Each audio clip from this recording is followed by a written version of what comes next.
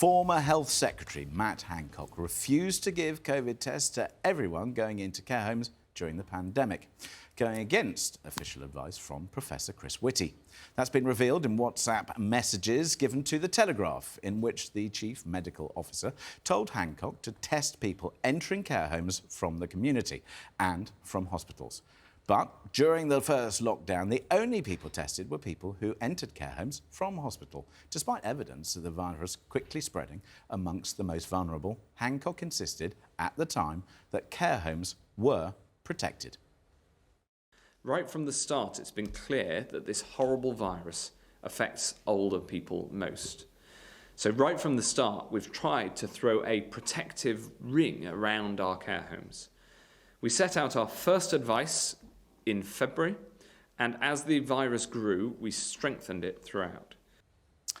Hancock has refuted claims he ignored expert advice, with his spokesman saying the leaked messages only paint part of the story and that they'd been spun to suit an anti-lockdown narrative.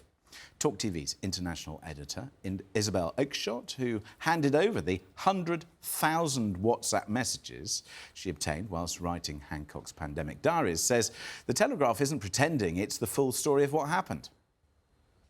The Telegraph has been exceptionally careful not to selectively quote from these messages. Look, they're not daft. They know that that would be a very easy stick to beat them with. So they have been very careful. Also, the Telegraph doesn't overclaim for any of this. Of course, we know there are other people whose conversations we don't have access to. That is entirely obvious. OK. I mean, this is a classic example of recollections may vary. I mean, if we have a look at what's going on here, the revelations are so serious and the extent of government manoeuvring behind the scenes. Look, we know that they were going to make mistakes. We know that this was a live situation. We know that it was really complicated. And we know that they didn't necessarily know what to do. This was unprecedented and uncharted territory. That having been said, when you're being given advice, and Richard, let's start with you, because you are in a relationship with Isabel and therefore probably had sight of this. We need to make that plain and clear. Having said that, for you to see this kind of revelation, when we've got an investigation underway and an inquiry underway, Isabel must have spoken to you and said, you know, there's a sense that we've got to know what's going on. Well, that's the point. And the reason that this has been released, to be absolutely clear, is because it's in the overwhelming public interest.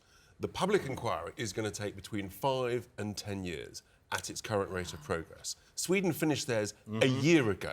Many others are well on the way. So this is in the public interest. And look, you're right. We understand it was difficult. It was unprecedented. What worried me at the time was they kept saying, we're following the science. There's no such thing as the science. There's a scientific view and there's other people's scientific view. They never admitted. They always said, do you remember those words? We're making the right decisions at the right time with the right advice. And there was never any admission that sort of common sense approach. Look, this is really difficult, folks. We're doing the best we can. It's really hard. We're going to try and get most of it right. We will make mistakes and we'll tell you when we did. They never did that. And that's what, and therefore that refusal to learn lessons is, I think, a critical part of this process. And what this shows, actually, is that Matt Hancock, when he said he put a protective ring around, he might in his truth, but it clearly wasn't the truth. Absolutely right. And I speak for many in the medical profession, and you and I have spoken about this at length. We knew they were desperate to get people out of hospital. We knew that actually this was going to be a very difficult time because they were discharging people to care homes. It is clearly very important you test people from hospital and you test people from the community, and you also isolate them whilst you wait for those results. They didn't do any of that. And clearly, if you look at what Hancock says, and you know what he said, the fact is he said it would muddy the waters. It makes me furious when you look at the numbers. 46,000 people died in those 2 years, people who were denied a future because of incompetence by government. And it also seems to me that, I mean, as someone who has a mum who's in a care home that had 2 scares in which, you know, residents got COVID and some of them died, and luckily my mum wasn't one of them. But it seems to me that not only, I mean, I understand that it was an unprecedented situation and nobody really knew what they were doing, but wouldn't you take advice of medical professionals? It seems common sense to me that you would test anybody and everybody going into a care home, whether they come from the community, whether they come from hospitals. I know that testing wasn't as established as it was maybe a year ago or even now, but wouldn't that make sense to test these people before they go into care homes, to the most vulnerable people? Yeah, and we forget, the truth was that Hancock has his target at the end of April of 100,000 tests, because we were way behind on testing capacity. Why? Because Public Health England at the time would not use the private laboratories. They insisted on using the public laboratories. They got in a terrible pickle, so the testing capacity wasn't there. That's the absolute key thing. But then those of us who were sceptical of lockdowns, when the Great Barrington Declaration came out later that year, which said you had to focus on protecting the elderly, that Matt Hancock and co said they were doing but actually weren't, we were smeared and vilified and told that was completely wrong. And now actually the truth comes out. And this target of 100,000 tests a day feels now so arbitrary. Yeah. And the fact that he cares far more about the way that things look rather than the way that things worked. We know he's an incompetent idiot and he's a snivelling weasel, and I cannot stand him. I think many people in the country agree with that. I think that there are other people who could have done the job to a far higher standard. But this isn't just Matt Hancock.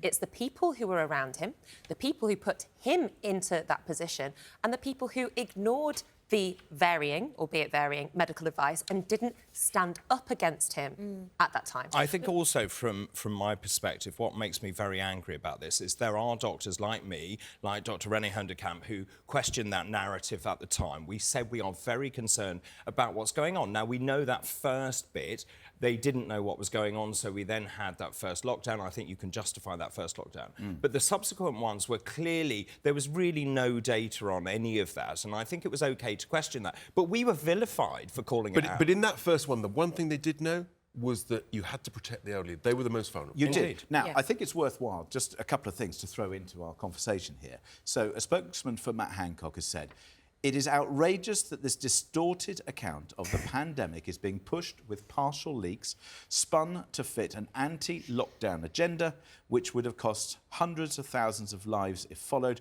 What the messages do show is a lot of people working hard to save lives. The full documents have already been made available to the inquiry, which is the proper place for an objective assessment, so true lessons can be learnt." I mean, on one hand, there is a point that we do need to let the inquiry do its job. But I think you raised the point, Richard, which I think is a good one, which is, why is our inquiry taking so long?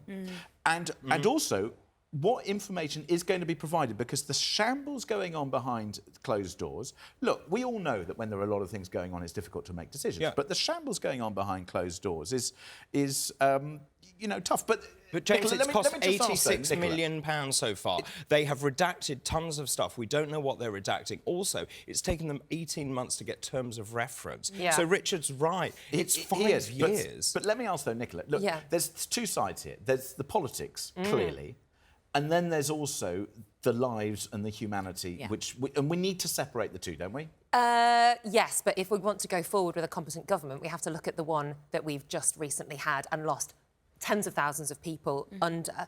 The fact that it's taking so long, simply for me, is because there is a general election upcoming. And this government has been riddled with scandal after scandal. There was no way they were going to allow a public inquiry to actually successfully take place during that term. There's some interesting revelations which are coming through from these WhatsApp messages, and I'm almost not sure which one to go for, because some of them are just so extraordinary. So, one of them, health officials couriered a COVID test to Jacob Rees-Mogg's child at a time when COVID tests were severely limited. Another one, Boris Johnson said, if you are over 65, your risk of dying from COVID is probably as big as your risk of falling downstairs. And we don't stop older people from using stairs. So what do we make from these extraordinary comments? I mean, is anybody really surprised by the callousness of this government? Because I am not. They have shown their true colours from day dot. I am not surprised at this kind of flippant language, that, the currying of the test to Jacob Rees-Mogg's child when nobody else could get a test. I'm not surprised that, first of all, they don't care about us, because that has been shown by their incompetence. And I'm not surprised that they're looking after themselves first. Is anybody else? You mean there's one rule for them and one rule for the rest of us? Surely not, Nicola. Oh, my good Lord. I'm not so worried about the language. We all use sort of fairly flippant language, but it was the complete failure to make the right judgment. And as you said, Nicola, more worried about how they look. Yeah. Just on that 100,000 test, they got 26,000 out in an Amazon lorry in the last day. By the way, 1 in Target. 3 over 65-year-olds fall over, just to put that into perspective. But also... They have a fall. They have a fall. But what's really important for me is the language. They frightened people terribly. This was coercive control. What they did to people in care homes is unforgivable. Yeah. They let people die without their relatives being there, and I just think that's... month Can we after talk? month Can we after talk month. about? Let's talk about younger people for a second, though, because messages also reveal English school children, and we had these conversations on our radio station, and we were talking about it all the time, whether it was right. It reveals that English school children had to wear face masks because it wasn't worth an argument with Nicola Sturgeon, who had already introduced them in Scotland. A political decision that I think harmed our younger people. And There's as no you thinking. say, there was no thinking behind it. Millions of children had their education damaged, their mental health damaged for 15 or 16 months for that one reason only. And because they were scared of Nicola Sturgeon. And we are seeing the repercussions of that And will for many even years. now. So children have huge problems in terms of their psychological trauma, in terms of self-worth, in terms of communicating with other children, and that's all because of what the government did.